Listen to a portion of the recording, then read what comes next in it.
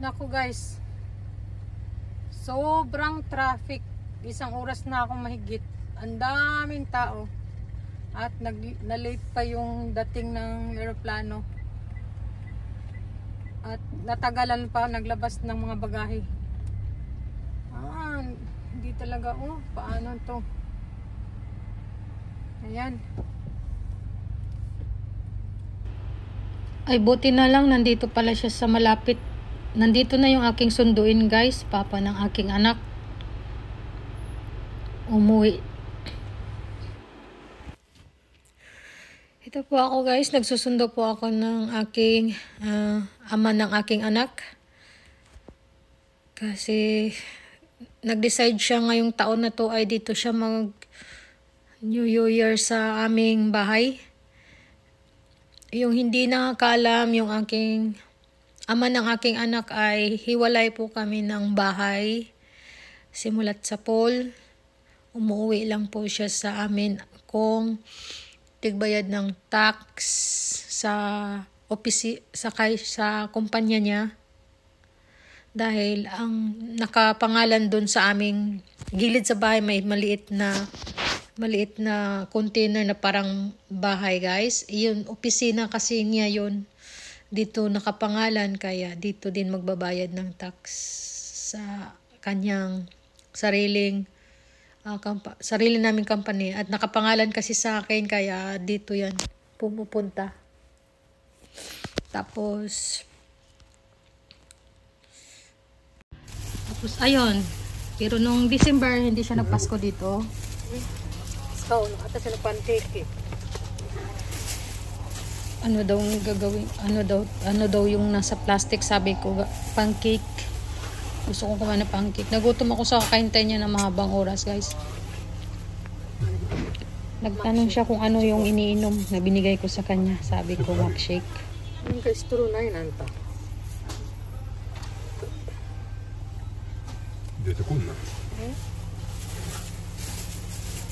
Hindi daw lumalabas. Parang panganay ko na din na anak to guys. Alam nyo lang. Nagkabalikan pala kami. Simula nung 2024 nung September. Nung nagbakasyon kami.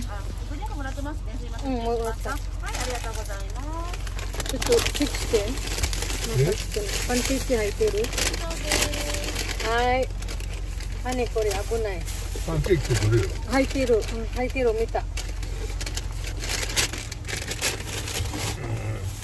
なんでパーキングしてるの？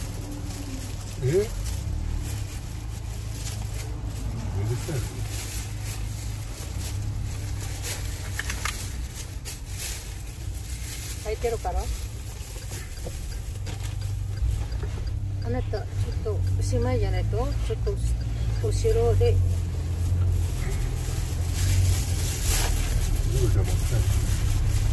Simula ngayon guys ay sasama ko na siya sa pag-vlog. Minsan, pag nagkikita kami. Kasi kahit nagkabalikan kami,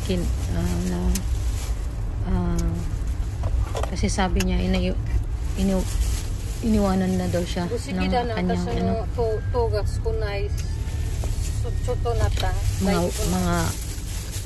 mga wakay na mga bata pa na babae niya ay wala na daw. Tapos ganyan. Tapos nakiusap. Bago umalis yung aking anak na destino sa Tokyo. At hindi na kasi yung babalik dito yung aking anak. Doon na kasi siya. So bago bumalik sa Tokyo, kaya pinapunta niya kami sa Aichiken. Yun pala yung balak niya. So nagpakasal uli kami.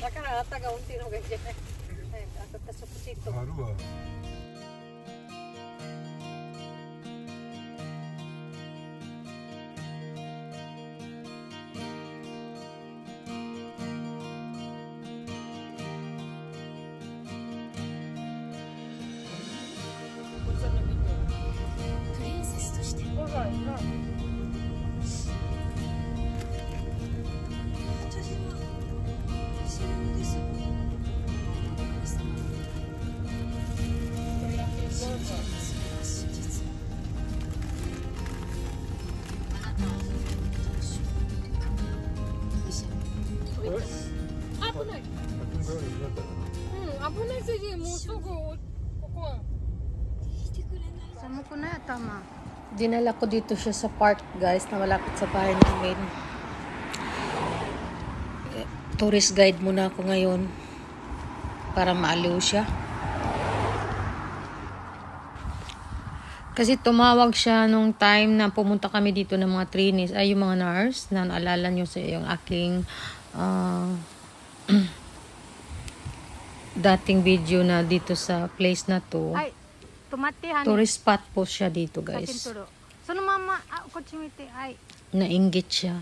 At sino daw ang sinama ko dito, ganyan. Kaya, malapit to sa bahay, ilang minuto lang, pero hindi ko alam kasi hindi nga ako mahilig sa labas.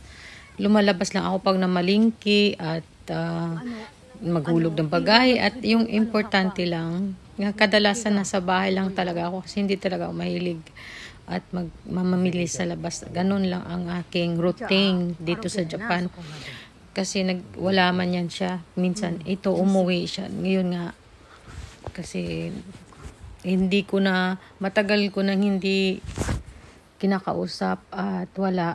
Yung nagiging, kasi nakamove on ako, siya naman ngayon ang habol ng habol sa akin. Kaya naawa naman ako kahit papano, ama yan ang aking anak at may utang na loob ako sa kanya dahil nung talent pa ako sa Japan, yung OFW pa ako, siya kasi nagbayad sa agency ko yung aking 10 times na kailangan kong trabaho sa Japan na kontrata ay binayaran niya ng buo. Ang natirang 7 times kasi 3 times na ako sa Japan tapos nagkita na kami, pinangasawa na niya ako eh. Kaya ayun yun, guys. So ang utang na loob talaga ay manatili sa puso ko kahit anong ginawa sa akin, kahit napakulong naman ako, ganyan, kung ano-ano lahat na naginawa niya to sa akin, mapait, pero yung utang na loob ay hindi pa umalis sa puso ko dahil kung hindi sa kanya, hindi ganito yung buhay ko. Ganyan siya, guys. Kaya yung sabi niya na nagkaroon ako ng dating kasi sabi niya wag daw siya laging tinitingnan kasi ayan, hanap din daw ako para masaya, hindi yung lagi daw malungkot. Kaya yun, pipiliin lang daw yung lalaki na totoo sa akin at hindi naglalaro. Sabi niya, pero yung lalaki na yan ay pag nakilala mo sa Facebook ay hindi yan totoo. Ay totoo talagang, sabi niya. Kaya ayun naman, pero dumating sa 5 years kasi hindi ako naniwala sa kanya. Kaya wala na yon at siya din ay naghiwalay na din, pero pagkatapos ng kasal namin may nakikita na naman pala, may kadidang din pala, pa rin pala siya, dalawang nagtatrabaho sa club, guys. Kaya ang isip ko ngayon, kahit masakit yung nakita ko after namin na nagpakasal uli, nakita din ng aking anak, ay kaso yung sabi ng anak ko na once na aalis ako sa bahay at mag-divorce uli mag-divorce ng papa niya, ay hindi na daw siya magtatrabaho, babalik siya dito sa aming bahay at hindi na mag-homeless daw siya.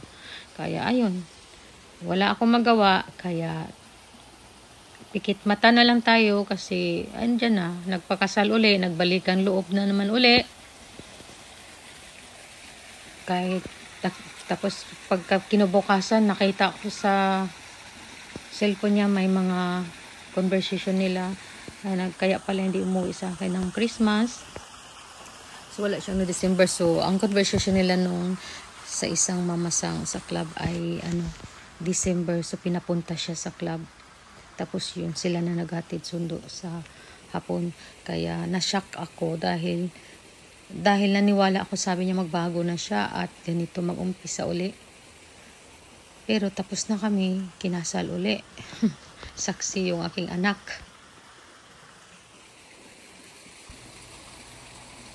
Pasensyahan nyo na kasi ganyan talaga yung papa ng aking anak.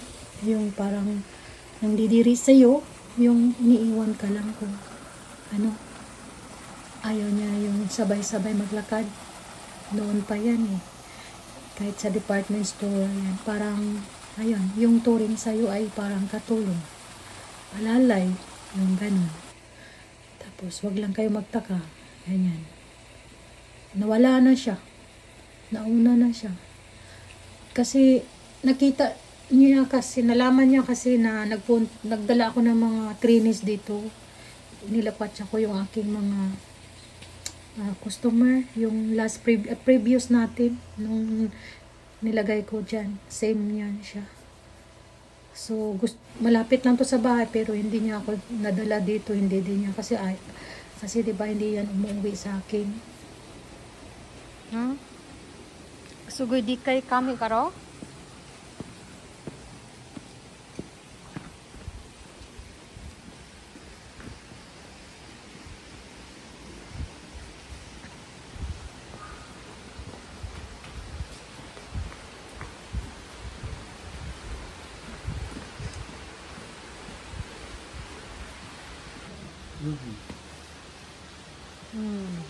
Zani. 他没理は他没理あそこ。あ、こっちの上はこれどこだっけ？上にいるか？寝てるの。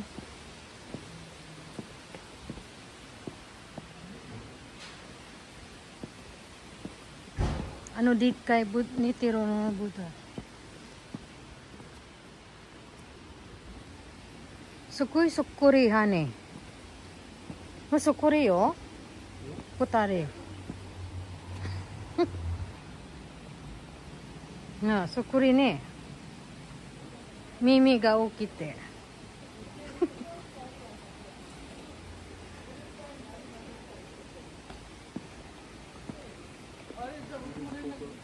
Hmm?